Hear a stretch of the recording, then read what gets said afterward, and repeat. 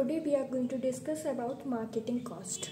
So marketing cost is a very important topic for your exam point of view. So what is cost?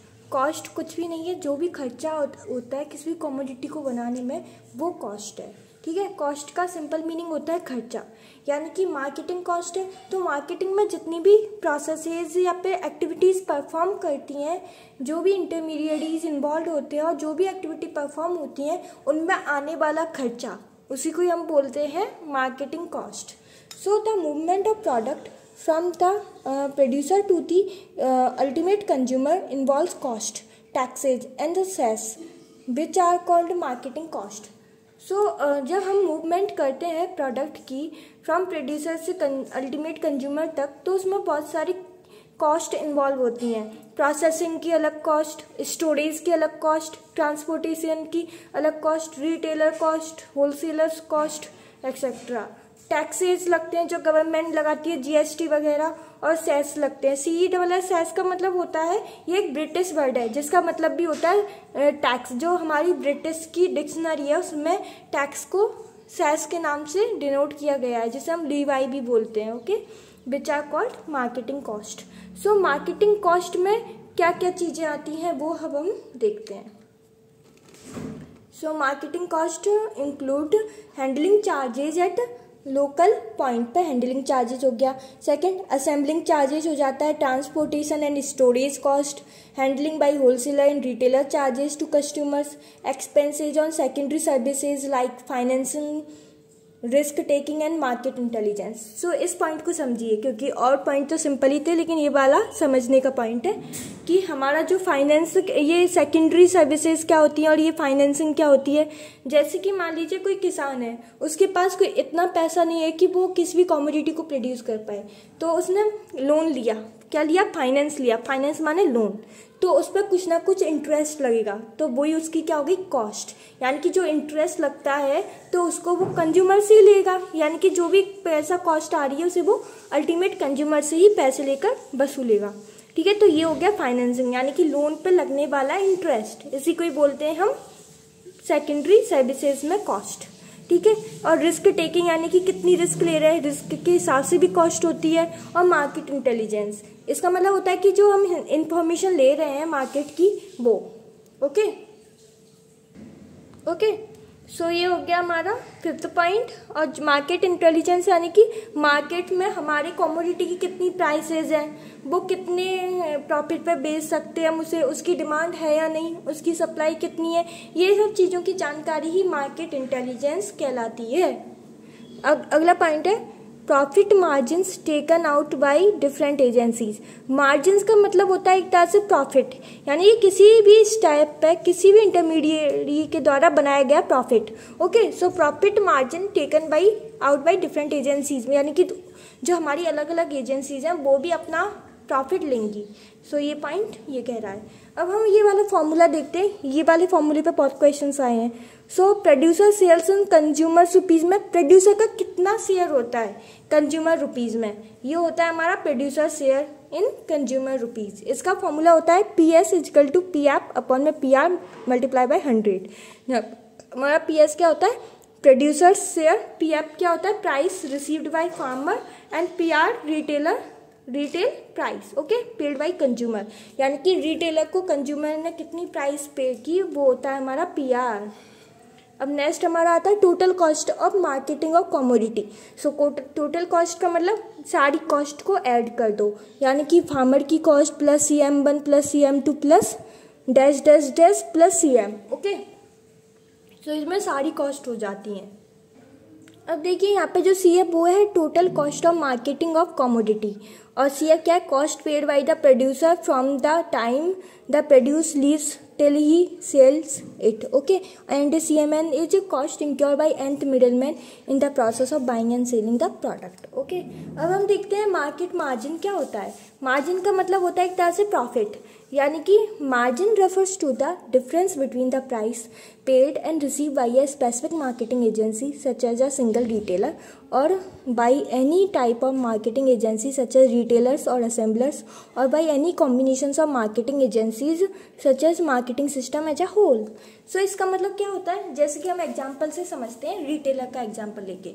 अब जो retailer है वो farmer से कितने पैसे पे कमोडिटी को खरीद रहा है और वही उस कमोडिटी को कितने पैसे पे कंज्यूमर्स को बेच रहा है, तो इनका बीच का जो डिफरेंस होता है वही होता है मार्केटिंग मार्जिन।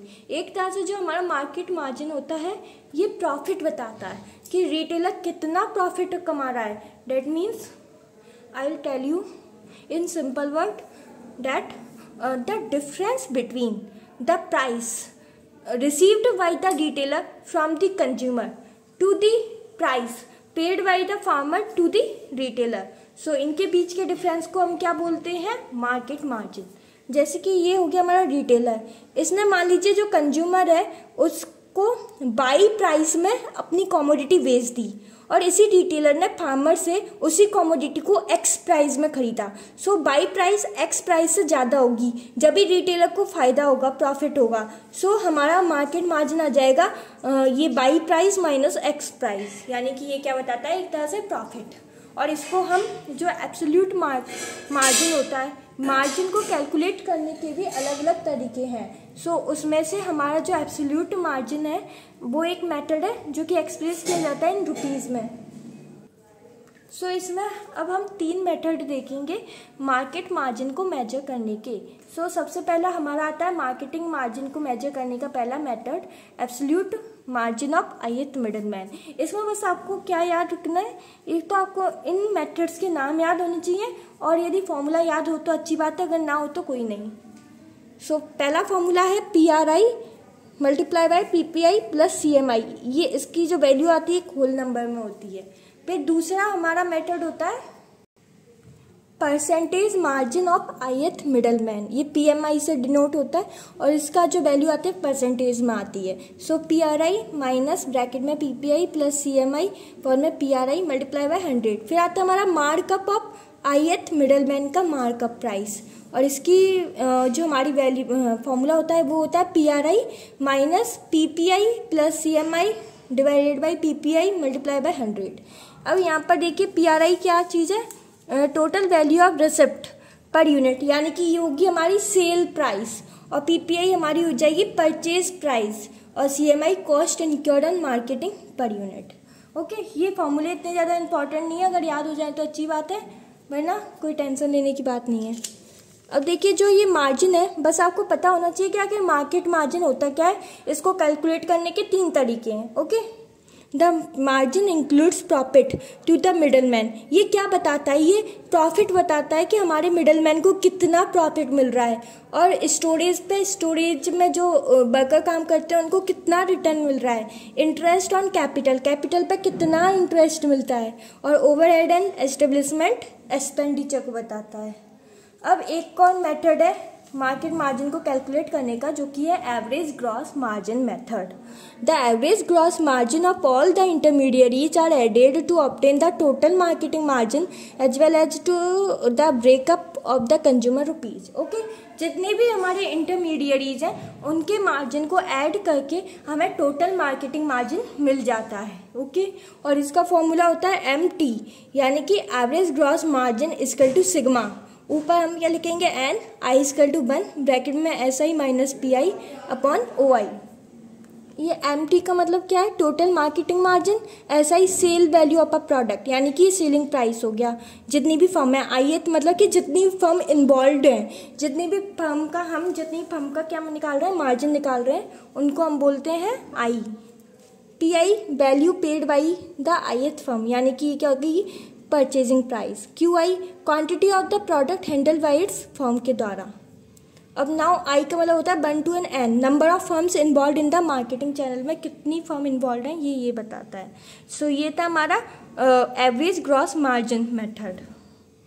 जो कि बताता है जितने भी इंटरमीडिएरीज हैं उनका मार्केटिंग मार्जिन बनाता है। ओवरऑल जितनी भी इंटरमीडिएरीज हैं, जितनी फर्म्स हैं, उनका मार्जिन का हम एवरेज ग्रॉस वैल्यू निकाल लेते हैं, जो कि पूरी मार्केटिंग का हमें क्या बता देता है, मार्जिन बता देता है। कंसेप्ट ऑफ मार्केट मार्जिन के क्या कंसेप्ट है। सो ये देखिए इसमें मतलब एक तरह से क्या क्या प्रॉब्लम आती है मार्केटिंग के लिए। सो ये कॉम्प्लेक्स प्रोसेस है, यानी कि ये डिफ़िकल्ट होता है मार्केट मार्जिन को कैलकुलेट करना किसी भी कमोडिटी के लिए जो कि एंटर करती है मार्केटिंग चैनल में।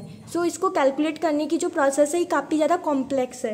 ये बात याद रखना कि ये कॉम्प्लेक्स है। सो ये याद आपको यदि पूछा जाए तो आपको बताना है कि इसके क्या क्या ड्रॉबैक्स हैं, यहाँ पे क्या क्या लिमिटेशंस आती हैं। तो एक तरह से एक तो ये कॉम्प्लेक्स प्रोसेस है, यानी कि हमें डिफ़िकल्ट होता है इसको कैलकुलेट करना। और दूसरा जो हमारे प्रोसेसर्स होते हैं ना प्रोसेसिंग में, उनके रेस्पेक्ट में भी ये डिफ़िकल्ट होता है एस्टिमेट करना। ओके, सो ये दो चीज़ें हो गई, एक तो प्रोसेसर के रेस्पेक्ट में और एक इसको किसी कमोडिटी जब वो एंटर करती है तो उसको कैलकुलेट करना डिफ़िकल्ट हो जाता है। ओके, जो ये 2 पॉइंट हैं। अब हम देखते हैं इसमें 2 मेथड आइडेंटिफाइड है मार्केट मार्जिन में। पहला आता है कॉन्करेंट मेथड, मार्जिन मेथड।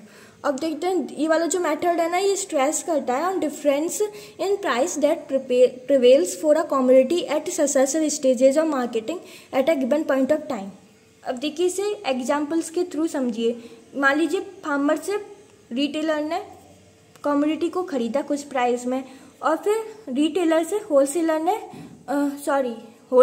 ने फार्मर से ख़रीदा किसी भी कमोडिटी को कुछ प्राइस में, फिर होलसेलर से रिटेलर ने कमोडिटी को ख़रीदा कुछ प्राइस में। सो ये जो डिफरेंस आ रहा है ना रिटेलर की प्राइस में और होलसेलर की प्राइस में, यानी कि डिफरेंट स्टेजेस हैं किसमें, मार्केटिंग में एक स्टेज है रिटेलर की, एक स्टेज है होलसेलर की, एक स्टेज है रिटेलर की, एक स्टेज है होलसेलर की। होलसेलर ने फार्मर से ख़रीदा और होलसेलर से रिटेलर ने ख़रीदा। ये प्राइस मान लीजिए x, ये प्राइस मान लीजिए y। अब इनमें जो डिफरेंस आया है y माइनस x, ये होता है हमारा concurrent margin method. I hope कि समझ में आया होगा। फिर दूसरा हमारा होता है लेगार्ड मार्जिन मेथड। ये क्या बताता है, सो देखते हैं। This method takes into account the time that elapses between buying and selling of a commodity by the intermediaries and also between the farmer and the ultimate consumer।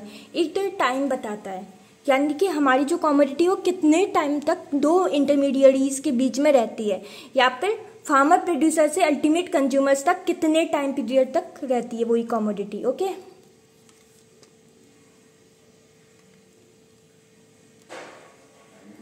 अब next आता है हमारा it indicates the difference of price received by an agency and the one paid by the same agency in purchasing in equivalent quantity of commodity.